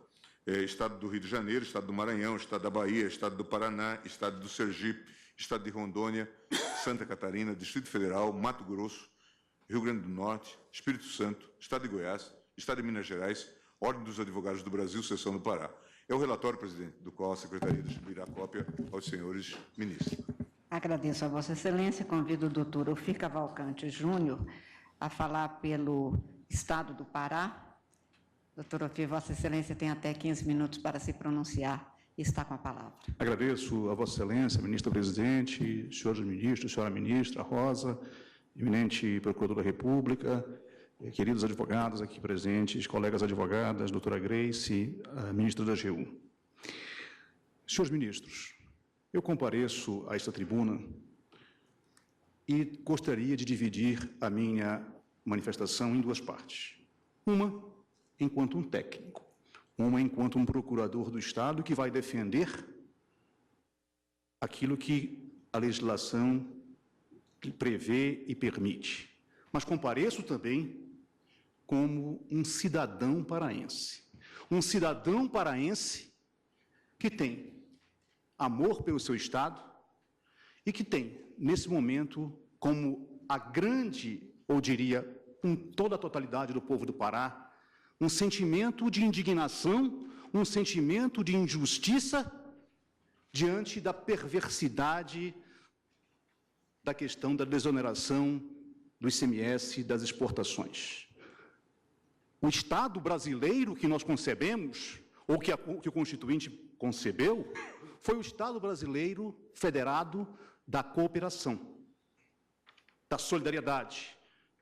Tanto que o Constituinte colocou no artigo 1º da Constituição como no fundamento da República a federação. E acrescentou no artigo 60, parágrafo 4º, isto como uma cláusula pétrea. Portanto, o nosso compromisso deve ser, sim, com a federação, com a solidariedade, com a redução das desigualdades, com a erradicação da pobreza, desenvolvimento sustentável, aquilo que está no preâmbulo da Carta Magna. Essa questão remete, e eu sei que essa Suprema Corte vem fazendo essa reflexão em várias ADIs, e ainda há pouco o ministro Fachin referiu a questão do centralismo nas mãos da União, remete para o debate da federação neste país, ministro Marco Aurélio. Porque nós estamos vivendo uma federação de faz de conta, uma federação de fachada, uma federação nominal, uma federação em que os estados, se não se unirem para levar o Pires, nem o Pires conseguem trazer até a União no tocante às questões fiscais. Portanto, esse é um momento, sim, em que o Supremo Tribunal Federal pode, deve, e eu tenho certeza que, preocupado com os destinos da federação, apontar no sentido de preservá-la, no sentido de fazer com que ela tenha a solidariedade que o Constituinte originário assim definiu. Bem, aqui é um caso muito claro de vir um Estado brasileiro, um governador do Estado, manejar uma ação direta de inconstitucionalidade por omissão para pedir que o Supremo determine que o Congresso cumpra o seu papel, legisle. Há 13 anos se aguarda esta lei complementar, prevista no artigo 91 da Constituição, introduzida pela emenda constitucional 43 de 2002, 42 de 2003, perdão, e essa legislação não vem. E não vem por um motivo muito claro, e que aqui vi hoje de manhã, com todo o carinho, respeito que tenho pela ministra-chefe da AGU, ser manifestado. A União não tem interesse. E não tem interesse que se legisle sobre este tema, porque está numa posição confortável do ponto de vista político. Se a União tivesse interesse, teria aderido no polo ativo desta ação. Mas não, a União defende que o Congresso não legisle. É essa federação que nós sonhamos? É essa federação que nós queremos? Me parece que precisamos arrumar efetivamente a casa. Ouvi aqui da tribuna de manhã, da colega, certamente levada a equívoco pela área técnica do governo federal, que o CONFAS disciplinou essa matéria de forma tal que os estados não têm prejuízo algum. Primeiro, quem dera que o CONFAS tivesse esse poder tamanho de dizer para a União que ela tem que legislar na área fiscal ou não. Segundo, a União, e agora vou tentar conformar aquilo que disse, a União tem interesse de continuar essa situação, porque há 5 anos, pela Lei Complementar 115, ela vem mantendo o valor de 3,9 bilhões para os estados, sem mudar nada. Esse valor já foi lá atrás 5 bilhões, agora reduziu para 3. Os estados têm que vir, e assim, me desculpem até essa figura de linguagem, a União joga isso, os farelos, e aí diz assim, estados, agora briguem entre si para encontrar aquilo que vai caber a cada um em cada votação de orçamento do Congresso Nacional. Essa é uma questão que nós não podemos continuar a administrar. Nós, estados, precisamos, e temos o direito, enquanto federação, de que isso aconteça, de ter, previamente, saber quanto cada um de nós, estados, deve ter como uma compensação pelas perdas das desonerações das exportações, que contribuem muito para o país. Se não há política pública que possa ser concebida dessa forma, como o governador do Estado pode elaborar uma política pública com base nessa desoneração ou com base nessa compensação que deveria haver, se nunca sabe quanto será o valor destinado. Portanto, senhores ministros, é uma situação de perversidade mesmo. E essa perversidade, e aí me aproprio, de certa forma, de uma alusão que faz o governador Jatene, um exemplo muito claro dessa apropriação, até ele referiu alguns ministros com quais conversou aqui. O Estado, vamos conceber a seguinte hipótese. Um cidadão, uma empresa quer fazer no Estado um empreendimento para exportar palmito. Vem a empresa, corta a pupunheira, corta a árvore do açaí, a palmeira, tira o palmito, mas concebemos nesse exemplo que o Estado não tem uma indústria de latas. Ele vai até São Paulo buscar, porque São Paulo é uma indústria muito forte. Também não tem um conservante. Vamos buscar no Rio de Janeiro o conservante.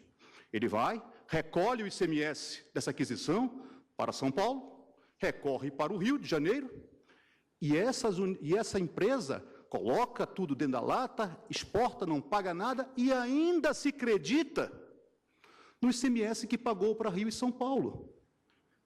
Esse é um sistema que não fecha, ministro.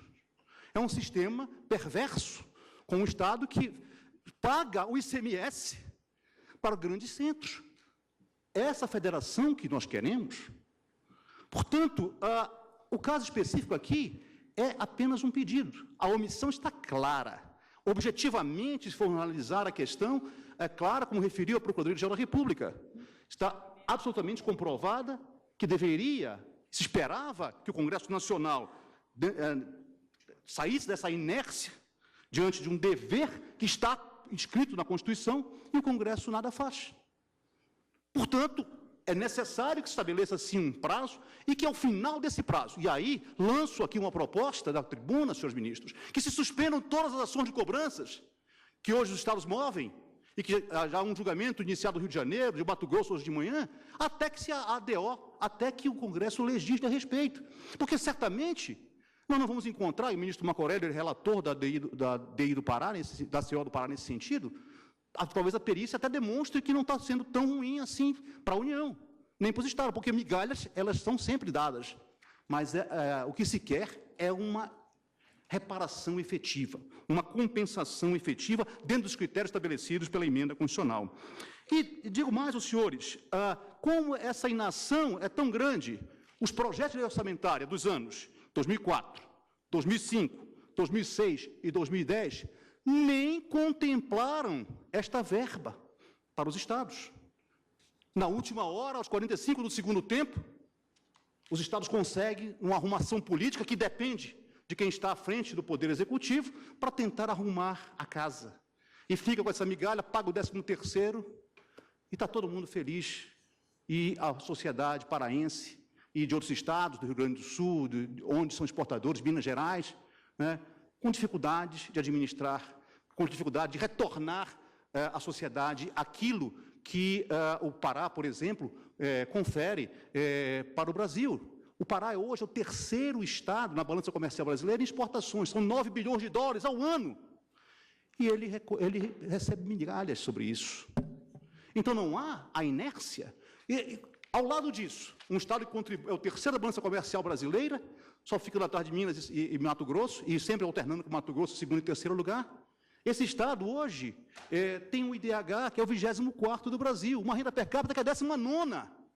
Como conceber esse modelo?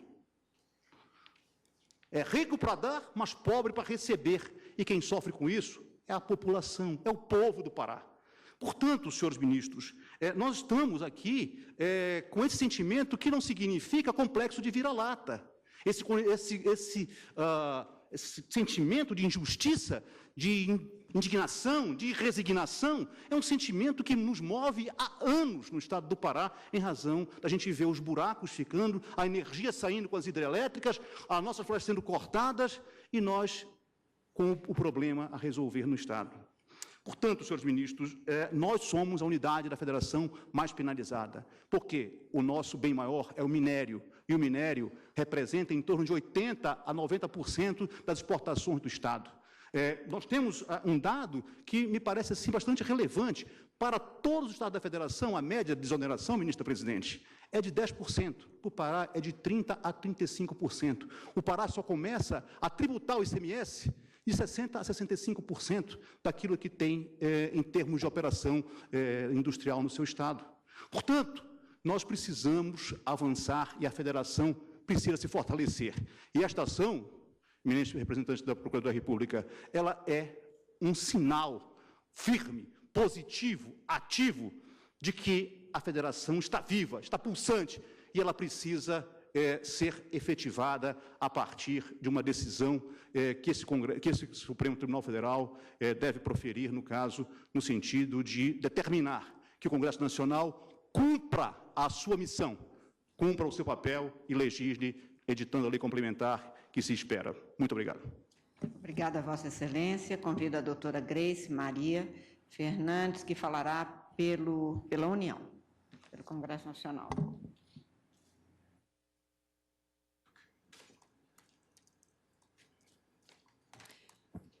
Excelentíssima senhora ministra-presidente, senhora ministra, senhores ministros, senhor procurador-geral da República, o que se pretende na presente ação direta de inconstitucionalidade por omissão? Deixar aqui registrado e se obter o reconhecimento de que o Congresso Nacional está em omissão inconstitucional. O fundamento não teria sido editado, a lei complementar a que se refere o artigo 91 do Ato das Disposições Constitucionais Transitórias, dispositivo que veio inserido na ordem jurídica por força da Emenda Constitucional número 42 de 2003. O requerente sustenta, em síntese, que o sistema de compensação de ICMS para os estados exportadores careceria, portanto, de regulamentação, daí a razão pela qual estaria o Congresso Nacional em omissão inconstitucional. Em relação à tese, primeiro ponto é importante se destacar: não há omissão inconstitucional por parte do Congresso Nacional. Primeiro, porque, como é sabido, o próprio legislador constituinte originário desonerou de tributos as operações relacionadas à exportação de bens e de serviços, de bens de consumo e de serviços. Logo lá no texto da Constituição Federal. A Lei Complementar 87, Lei Candir, veio, como não poderia deixar de ser, e também foi mencionado aqui da tribuna na parte da manhã, veio contemplar também a mesmíssima desoneração em relação às operações de exportação.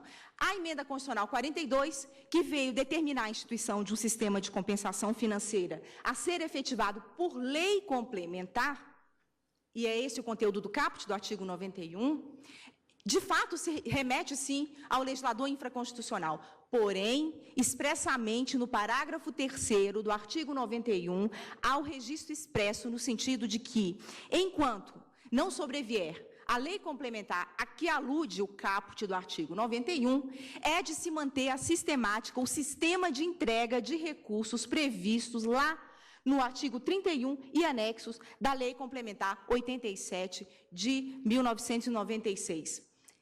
Portanto, o próprio legislador constituinte supriu essa lacuna. E essa Suprema Corte, em precedentes, já reconheceu expressamente que quando o próprio legislador constituinte supre a lacuna, não se está, ainda que transitoriamente, é o entendimento já fixado por essa Suprema Corte em precedentes, ainda que transitoriamente, quando o legislador constituinte supre a lacuna, resta descaracterizada a omissão inconstitucional por parte do Congresso Nacional, e esse entendimento pode ser extraído apenas a título de exemplo da decisão exarada por essa Suprema Corte no mandado de injunção número 628.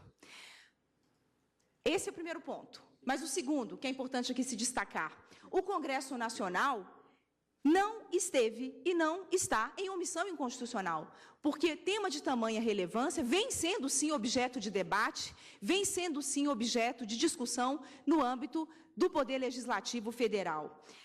Apenas para ilustrar, desde 2004, portanto, no PL 104, essa questão já foi submetida e objeto de discussão no Congresso Nacional. Esse PL correu em apenso ao PL 272, que depois, lá no futuro, veio a ser arquivado. Em tramitação hoje, o que há no Senado Federal, o PL 312 de 2013, esse PL já aprovado na Comissão de Assuntos Econômicos em 2014, PL já submetido à discussão do plenário em 19 de janeiro de 2015.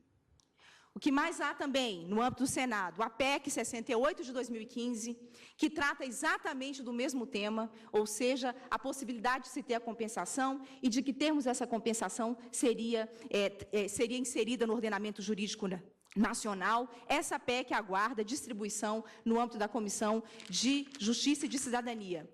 Ainda mais, ao PL 346 de 2015, esse PL 346 de 2015 tem por objetivo alterar o disposto no artigo, na Lei Complementar 87, permitindo que eventual perda da arrecadação por parte dos estados venha a ser objeto de abatimento da dívida dos estados em relação ao que devem para os cofres públicos federais. E mais, o PL 288 de 2016, que tem por objeto também a discussão relacionada ao tema, ou seja, o sistema de compensação de perdas eventualmente sofridas pelos estados em decorrência da desoneração do ICMS nas operações de exportação. Portanto, há discussão, sim, no Congresso Nacional. Há projeto, sim, em andamento no âmbito do Congresso Nacional. O Congresso Nacional não está em situação de omissão inconstitucional, na medida em que está sendo discutido, sim, o tema na seara apropriada. E ouvi aqui da tribuna colocações que muito bem revelam que é mesmo o Congresso Nacional a sede apropriada para todas essas discussões. É mesmo o Congresso Nacional a sede apropriada para definir os limites da federação. Onde se inicia a atuação da União e onde ela se encerra. A partir do momento que se inicia a atribuição e a competência dos demais entes federativos e onde também essa atribuição, essa competência deve respeitar as normas editadas também em âmbito federal. Portanto, é o Congresso Nacional, é sim no âmbito do Poder Legislativo, o ambiente apropriado para a discussão dessa ordem. Aqui, em relação a esse ponto, é importante destacar, como já foi dito, inclusive, no turno da manhã, senhores ministros, pedindo até desculpa por aqui apenas relembrar, não é? Especificamente em relação a esse tema, há duas linhas de pagamento. A primeira, aquela fundada na Lei Complementar 87. A União cumpre o comando constitucional, a União cumpre o que determinou o legislador constituinte no artigo 91, quando remeteu lá no parágrafo 3º, a incidência do artigo 31 da Lei Complementar 87. A União cumpre e nunca deixou de prever na lei orçamentária esse recurso para a transferência. Essa afirmação de que não há transferência, essa informação, ela é equivocada e não corresponde à verdade dos fatos. Eu tenho as tabelas que atestam todos esses repasses anualmente. De 2004, com base na Lei Complementar 87. Em 2004, valor repassado, 2 bilhões 173 milhões de reais. Em 2005, 2 bilhões 173 milhões de reais. Em 2006, 1 bilhão 346 milhões de reais. Em 2007, 1 bilhão 222 milhões de reais. E assim, senhores ministros, para não alongar ainda mais aqui e tomar o tempo de Vossas Excelências, já estão cansados pelo dia de trabalho hoje, né, com jornada redobrada, todos esses repasses fielmente sendo promovidos pela União, cumprindo a determinação do legislador constituinte originário, quando determinou a incidência da Lei Complementar 87. Mas somente essa linha de pagamento, não. Também a União, ela promove, como já foi dito aqui também da tribuna, ela, com base na legislação, na medida provisória 193, depois convertida em lei, a União repassa para os estados o que a legislação denomina Auxílio Financeiro para Fomento das Exportações, FEX. E, a título desse auxílio, a União repassa também valores para todos os entes da federação. Como esses montantes são repassados? Sim, e todos eles também com previsão na lei orçamentária anual. Agora, como esses valores são divididos, repartidos? A legislação estabelece precisamente como devem ser. Em se tratando de a União, a legislação determinou que a União entregasse 75% do montante aos estados e 25% aos municípios. E mais, como o coeficiente entre os estados, ele é apurado? Ele é apurado, sim, em decorrência de deliberação promovida no âmbito do CONFAS. É o CONFAS que se debruça e que delibera em torno desses coeficientes. E mais, esses valores apurados e esses coeficientes apurados depois são submetidos ao Congresso Nacional, que edita, portanto, a legislação, e com isso se traz todo o amparo legal para a sistemática que vem sendo adotada pela União ao longo de todos os anos. Não há aqui nenhuma pretensão da União em romper com o federalismo pátrio. Não há aqui nenhuma pretensão da União em violar a Constituição, muito menos a legislação de regência. Há aqui sim a pretensão da União, uma fidelidade à Constituição, uma fidelidade às leis desse país. Todos os valores repassados são comprovados por notas técnicas e documentalmente atestados pela Secretaria do Tesouro Nacional, usufruindo de fé pública. Temerária a afirmação no sentido de que a União não repassa. Tanto os valores inerentes à Lei Complementar 87, como os valores inerentes ao auxílio que a União presta, auxílio financeiro para fomento das exportações, esses valores são repassados para os estados.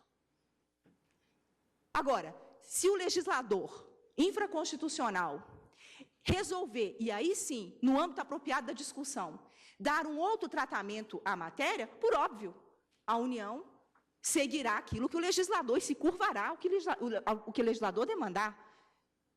Não há por parte da União, até porque não pode violar e ferir os princípios que regem a própria atuação da administração pública, nenhum escopo no sentido de violar as leis do país.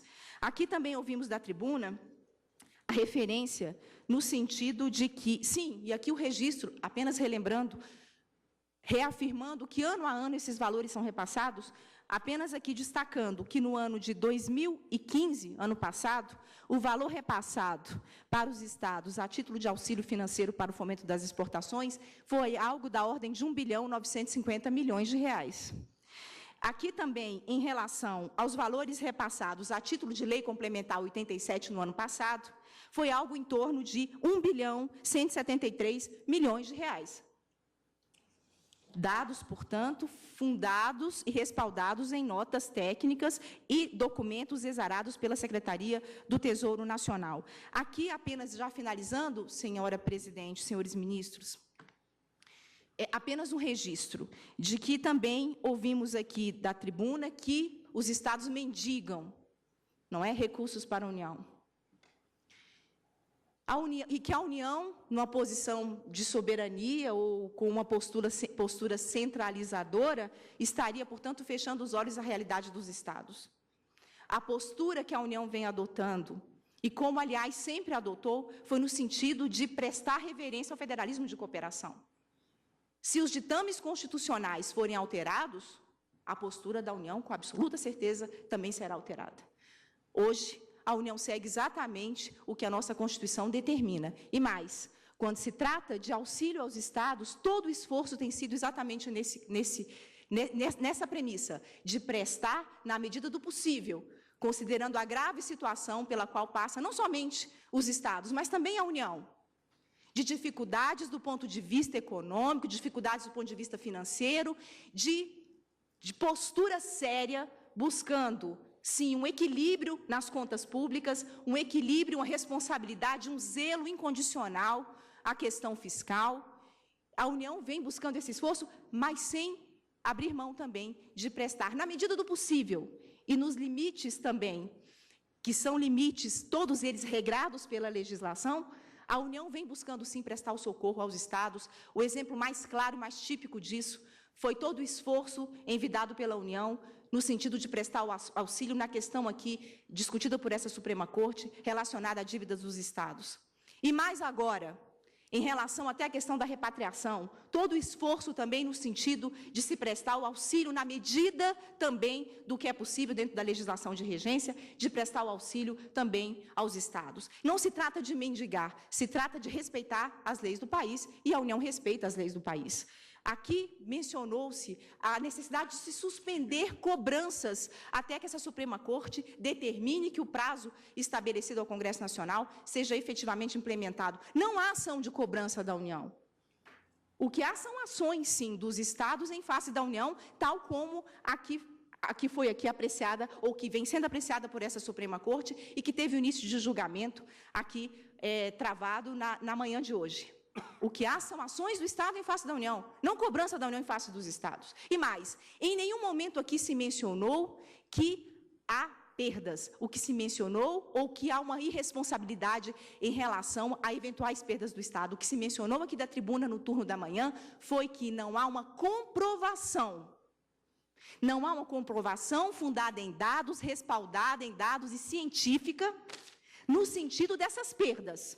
Eventuais perdas, é até possível que se tenha, sim, algum nível de perda. Porém, não há uma comprovação por parte dos estados de que perda que seria essa, qual o tamanho dessa perda, para que a União possa fazer frente a uma eventual compensação. Não há uma comprovação científica. Daí a razão pela qual, e aqui há que ser considerado também, que numa perspectiva de macroeconomia, há sim também efeitos positivos para os estados quando se tem a desoneração do imposto. E já encerrando aqui, por último, destacar que não há, na Constituição Federal, nenhum comando que determine que a União promova o ressarcimento integral ou parcial dessas eventuais perdas. Com essas considerações, senhora presidente, a Advocacia Geral da União pugna pela improcedência da presente ação direta de inconstitucionalidade por omissão, agradecendo a atenção de vossas excelências. Agradeço a vossa excelência e convido o doutor Luiz Carlos Hagman a falar pelo Amicus Curiae, Estado do Rio Grande do Sul. Vossa Excelência também terá até 15 minutos para se pronunciar. Tem a palavra. Muito obrigado.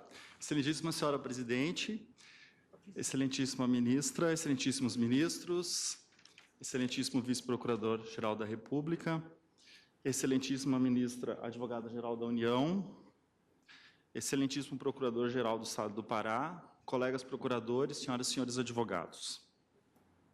Tarefa inglória nesse momento, quando já passamos das 18 horas, mas prometo me comprometer com dois empenhos. O primeiro, cativar a atenção de vossas excelências, e o segundo, procurar ser o mais breve possível para que consigamos abreviar essa sustentação e, em seguida, encerrar por hoje os trabalhos, senhora presidente. O Estado do Rio Grande do Sul vem à tribuna como Amicus Curiae, e pede licença para dizer que outros estados aproveitam o que aqui será dito, porque somos todos, então, Amicus Curiae nessa ação, e todos temos interesse em um julgamento que seja o melhor possível para todos.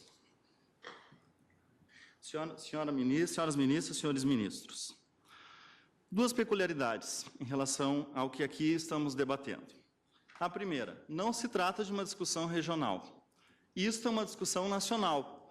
O Pará acabou de estar na tribuna. Agora vem Rio Grande do Sul, o Norte e o Sul.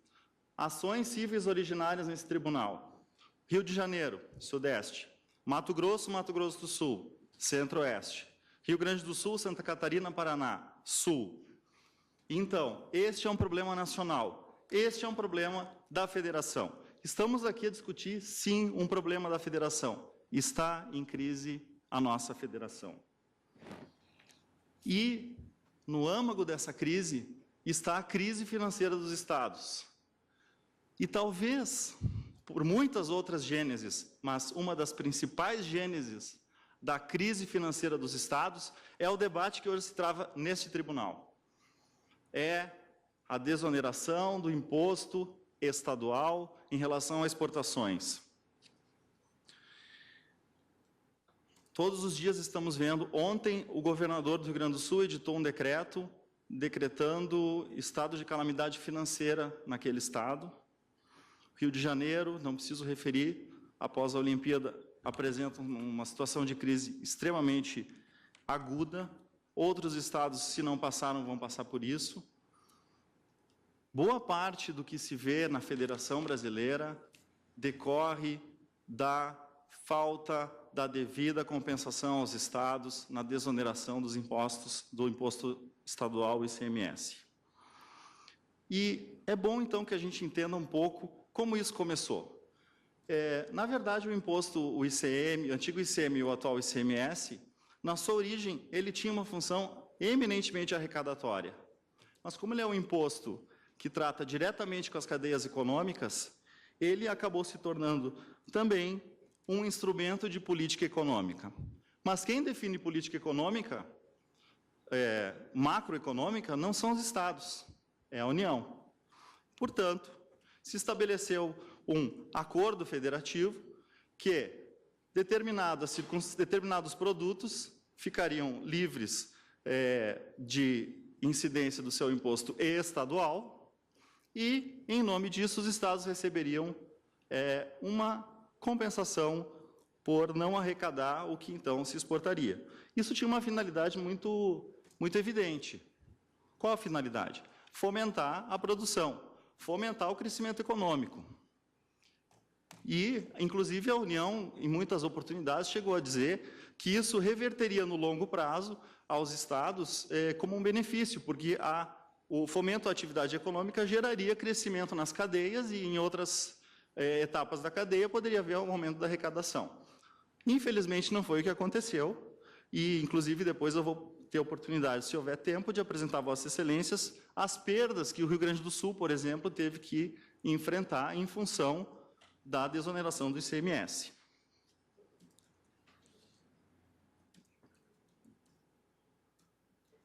Bem, essa compensação, então, foi prevista inicialmente na Lei Complementar 87, e aos poucos, que tinha critérios bem objetivos, mas aos poucos esses critérios foram sendo desfigurados. Eles foram desfigurados pelas leis complementares 102 e 115.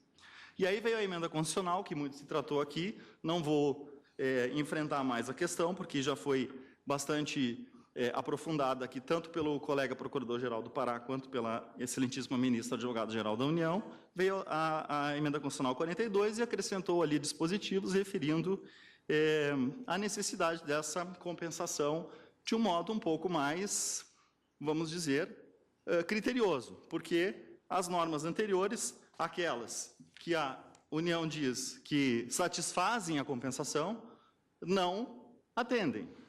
Então, por aí já temos a omissão, temos uma omissão, porque, embora haja uma legislação que prevê a compensação, é evidente que a legislação não atende uma compensação efetiva, não atende a compensação que os estados carecem, que os estados necessitam.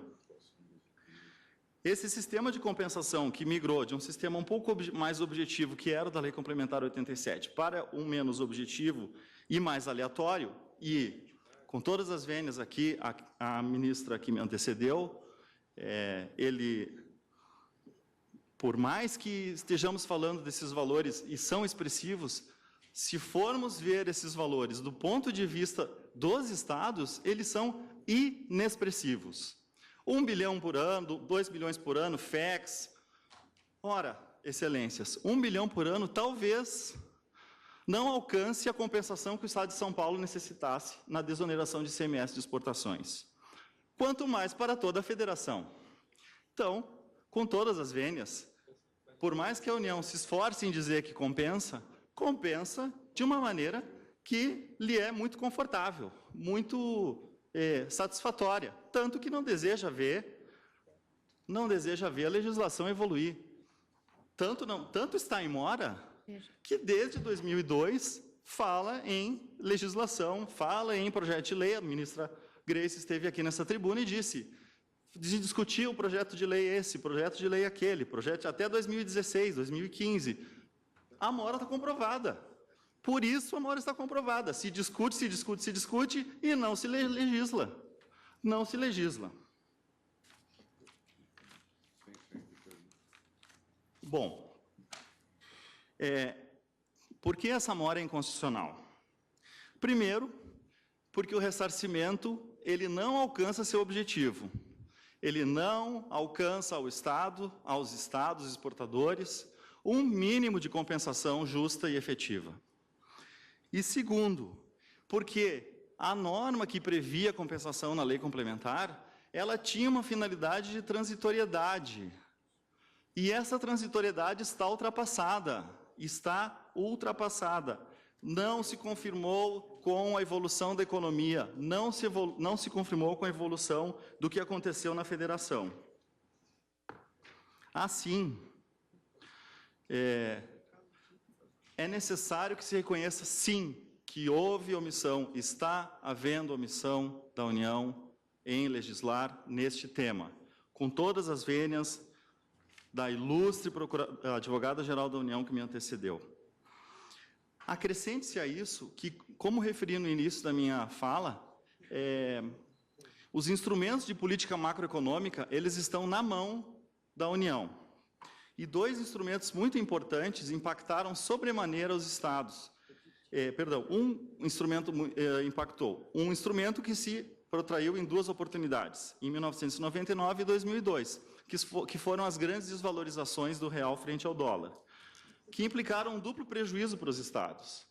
O primeiro, impactaram na dívida dos estados, porque o índice tinha entre seus componentes a variação cambial. E o segundo, o que nos traz aqui hoje, eles propiciaram o incremento das exportações, sem que nós tenhamos um sistema, um cenário de ressarcimento adequado, justo, efetivo e verdadeiro.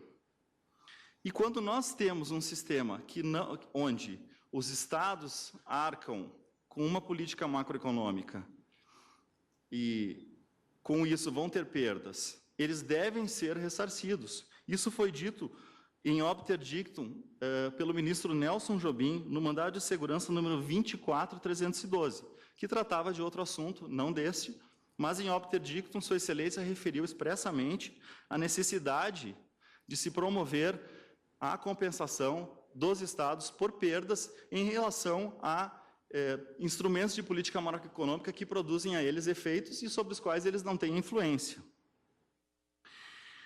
Quero, por fim, ainda na tentativa de abreviar e encerrar antes dos 15 minutos, senhora presidente, referir o impacto para as finanças do Estado do Rio Grande do Sul na não devida compensação em função das desonerações do ICMS. De 1996 a 2014, segundo dados do CONFAS, aliás, está correta a ministra Grace quando diz que o CONFAS estabelece os critérios de repartição dos valores que serão alcançados aos estados. Está perfeita a ministra Grace. Nenhum reparo a fazer. O que faltou dizer, talvez, foi que é a União que escolhe o valor que vai remeter para o CONFAS distribuir. Não é o CONFAS que define, não são os estados, não é ninguém. É a União, quando remete a proposta orçamentária para o ano seguinte e define o valor. Tanto que a ministra Grace referiu que, em alguns anos, os valores foram X e, nos anos seguintes, foram, inclusive, menores. Eu não tenho aqui os números porque não consegui anotar, mas a ministra Grace referiu, no ano tal foram 2 bilhões, no ano tal foram 2 bilhões. E foi, em algum momento, apesar do ano ser mais recente, o valor diminuiu. O valor incluído na proposta orçamentária foi reduzido. Então, é correto que o CONFAS faz a repartição. Mas ele faz a repartição a partir do valor que a União, conforme a sua iniciativa legislativa na proposta orçamentária, remete. Então, não há problema nenhum em dizer que o CONFAS reparte os valores e define os critérios, isso está bem. Agora, o nosso problema é que os valores não são os valores que ressarcem os estados. Para o Rio Grande do Sul, de 1996 a 2014, estou me encaminhando para o final, conforme tabelas que alcancei a Vossa Excelências, alcançamos o Rio Grande do Sul, alcançou Vossa Excelências por intermédio dos memoriais que apresentou, nós tivemos perdas líquidas, Rio Grande do Sul apenas Rio Grande do Sul, 23,3 bilhões em perdas líquidas, bilhões de reais, resultante de uma perda bruta de 29,9 bilhões e um ressarcimento de 6,6 bilhões. Isso nesse período de 1996 a 2014. Se atualizássemos esses valores, as perdas líquidas para o Rio Grande do Sul de 1996 a 2014 seriam 36 bilhões de reais. Para termos uma ideia, a dívida do Estado com a União, nesse momento, beira os 55 bilhões de reais. Então, realmente, parece que temos aí um cenário interessante de disformidade no sistema federativo brasileiro. Os valores apresentam, pelo menos no nosso entendimento dos Amici Curiae, isto. E, por fim, reitero que existe uma tendência crescente do ICMS exonerado e uma tendência decrescente do ICMS compensado em relação aos estados exportadores, o que vai gerar, evidentemente, cada vez menos satisfação da compensação que é necessária aos estados da federação, que são os estados exportadores, e que ajudam no fomento ao desenvolvimento da economia. Por tais razões, excelências, pedindo vênia por ter praticamente esgotado o tempo, eu me associo ao Estado do Rio Grande do Sul e os Amici Curiae se associam ao autor da ação e postulam a procedência reconhecendo-se a omissão da União, do Congresso Nacional, em legislar em relação a esse tema. Muito obrigado.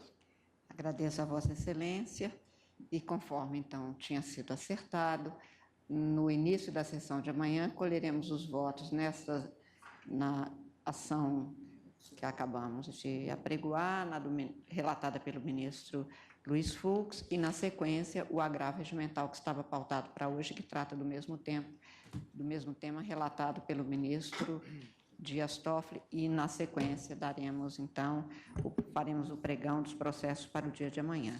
Agradeço aos senhores ministros de uma forma muito especial pelo dia com jornada dupla, o vice-procurador-geral, senhores advogados, senhoras secretárias, senhores servidores. Declaro encerrada a presente sessão. Desejo a todos uma excelente noite.